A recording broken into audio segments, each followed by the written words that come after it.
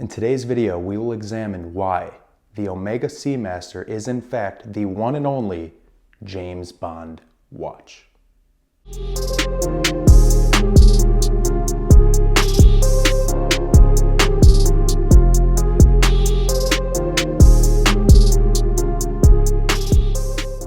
Started by Louis Brandt, Omega has been around since 1848.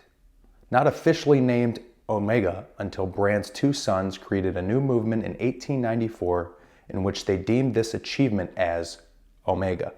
In 1895, the first publicity with the Omega name is released.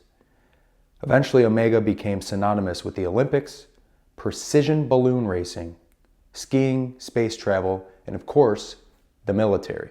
For Omega's military history, Omega's first foray into the military was in 1939 when nurses began using the Omega Medicus during World War II to accurately measure pulse rates both in hospitals and on the battlefield. In 1940, Omega was commissioned to create watches for the British Armed Forces and its allies. This is a key connection to Omega and the eventual use in the Bond films. As Omega reached its 100-year mark, they created what we now know as the Seamaster. Inspired by Omega's military prowess, the Seamaster was made to withstand various altitudes, whether in the ocean or in the skies. The Seamaster has become a symbol of the company's watchmaking innovation and constant pursuit of excellence. In 1995, Omega made a co-starring role in the film Goldeneye as James Bond's new essential gadget. With this, the Omega Seamaster 300M Professional Quartz.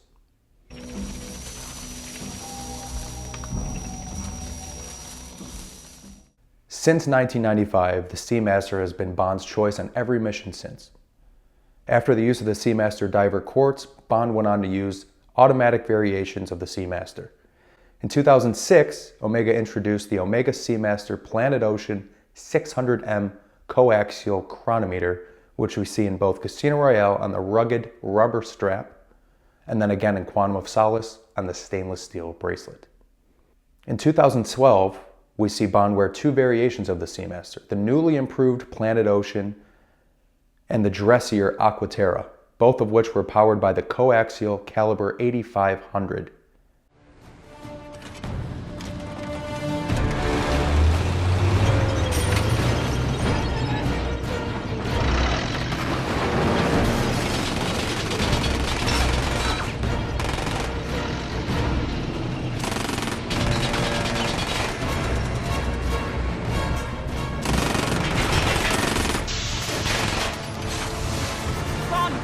He's uncoupling the cars.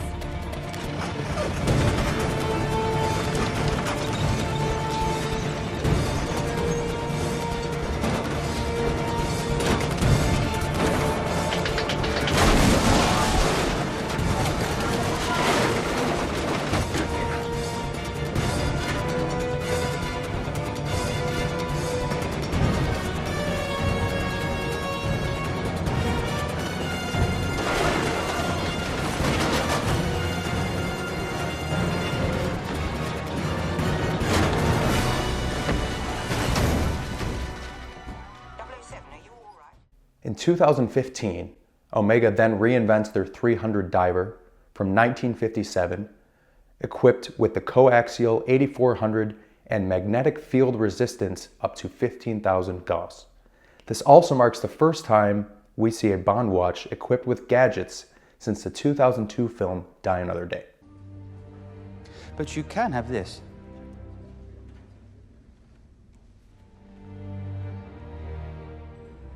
Does it do anything? It tells the time. Might help with your punctuality issues. M's idea. Precisely. Oh, one word of warning. The alarm is rather loud, if you know what I mean. I think I do.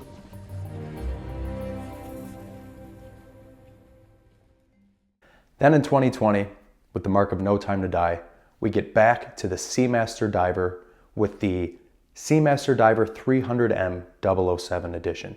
This marks the first time we see Bond wear the diver since 2006's Casino Royale.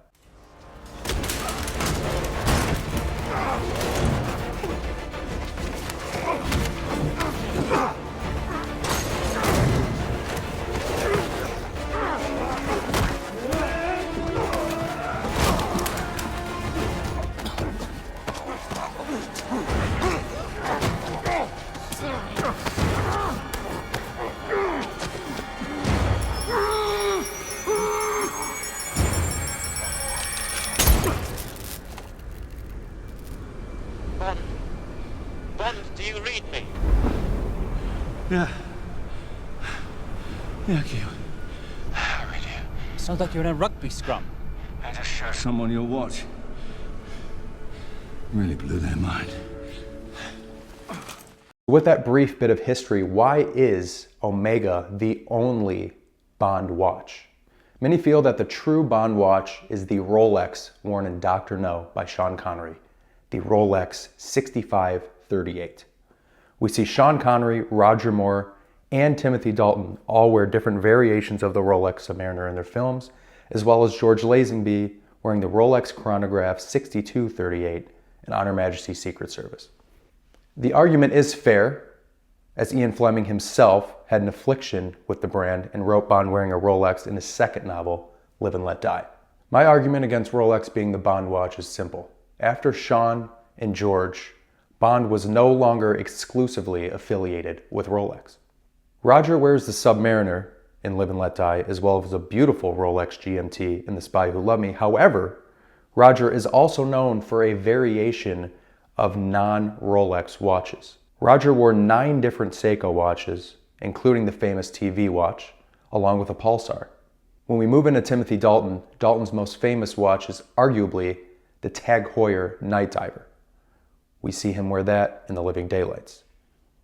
After Dalton, Bond has exclusively worn Omega, nothing else. The Bond and Omega partnership is all thanks to Oscar-winning costume designer Lindy Hemming.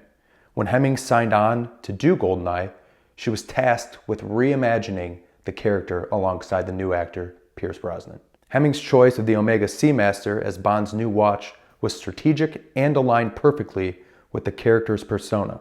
She saw the Seamaster as a symbol of elegance, functionality, and innovation, qualities that perfectly match James Bond's image.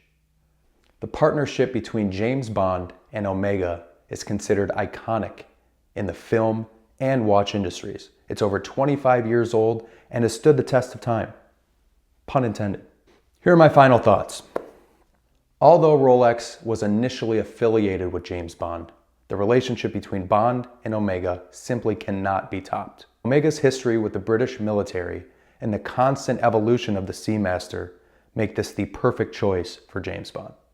I also think there's a very deliberate choice with the costume designers in which we never see Bond actually wear anything else but a Seamaster. Whether it's a Planet Ocean, a Diver, or an Aquaterra, you do not see Bond in a Speedmaster or a Constellation.